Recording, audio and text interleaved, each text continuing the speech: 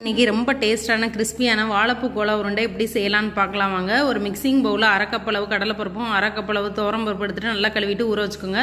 வாழைப்பூவை நல்லா சுத்தப்படுத்திட்டு சின்ன சின்னதாக நல்லா கட் பண்ணி எடுத்து வச்சுக்கோங்க.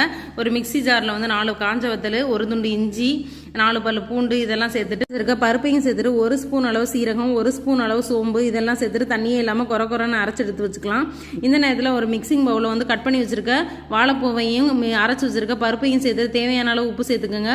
ஒரு கையளவு கொத்தமல்லி சேர்த்துட்டு நல்லா மிக்ஸ் பண்ணிட்டு நல்லா கலந்து விட்டுக்குங்க.